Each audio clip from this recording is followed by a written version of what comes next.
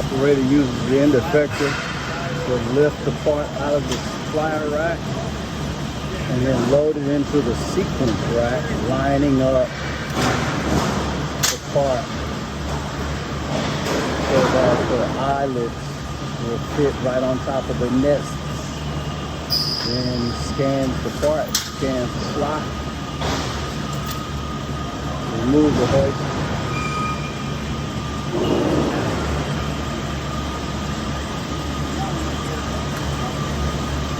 Use the hoist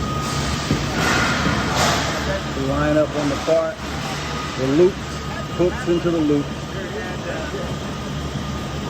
then places the part in the sequence rack, appropriate slot, lining the eyelets up with the nest in the sequence rack.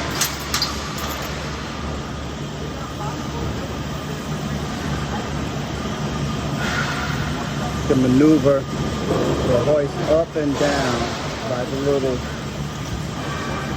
vertical handle where his right hand is placed.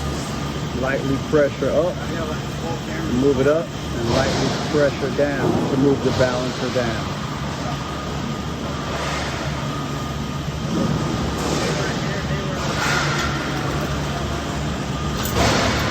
And the slot.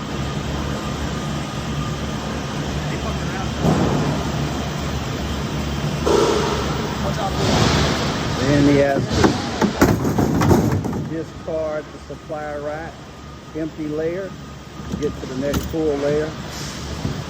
Use the hooks and the eyelets, the loops, pick up the part, carry it over to the sequence rack, drop it into the sequence rack, lining up the eyelets with the nest, scan the part, scan the slot.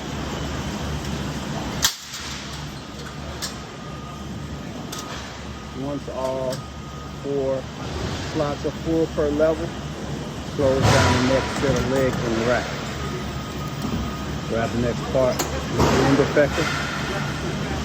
Sometimes the hoist gets stuck, dogged up, has to extend it all the way out to move it back.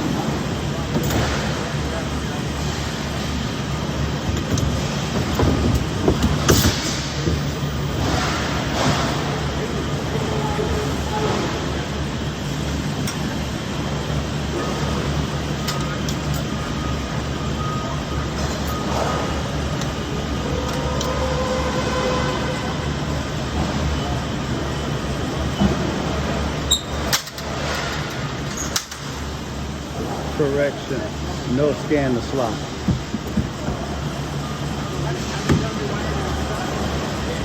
Just scan the part in sequential order that's called for on the scanner.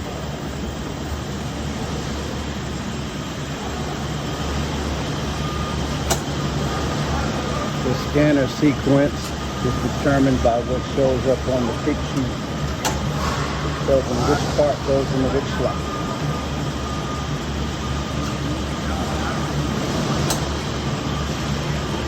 Hoist gets stuck with just separate dogs. If impacted too hard by the balancer, we'll lock it up. Forcing him to extend the balancer back out towards the end of the rail and then proceed back in with ease to prevent it from dogging up again.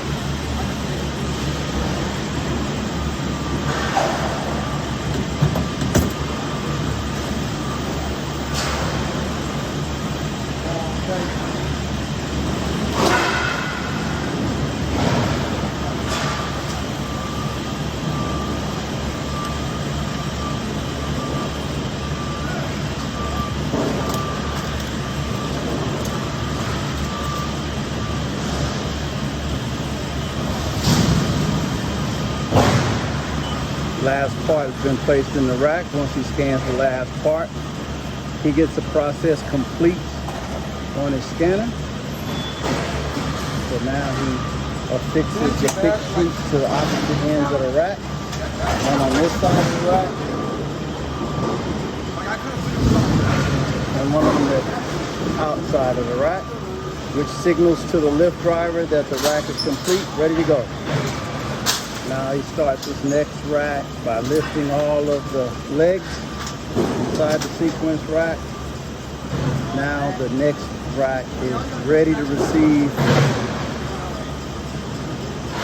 rack and pinions. And the next set of rack and pinions is determined by what's already set up in the scanner. Once he scans barcode, sets the sequence up in the scanner, and it'll follow this sequence and put it out on the sheet.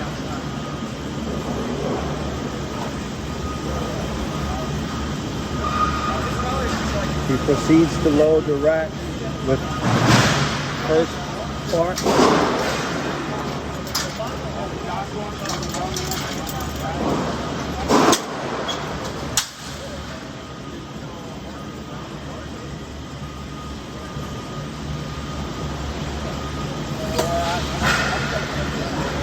Into the rack.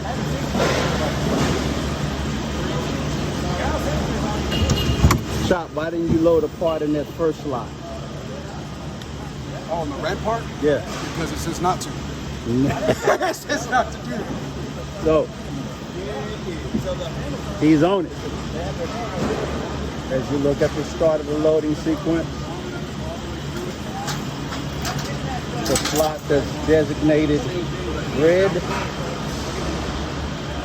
the back of the rack,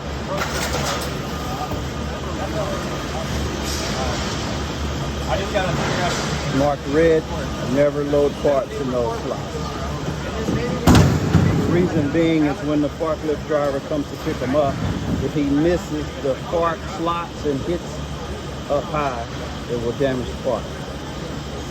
So therefore you have those bottom rearward slots designated as off limits, do not load.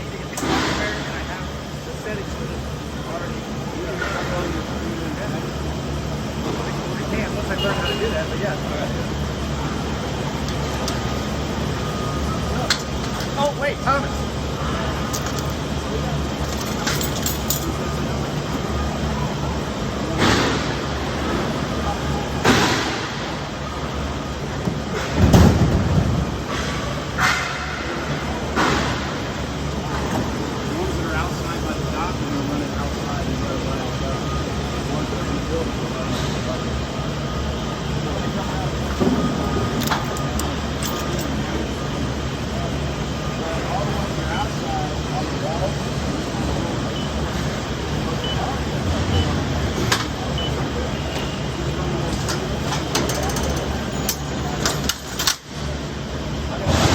Scans the part in sequential order as called for on the pick sheet.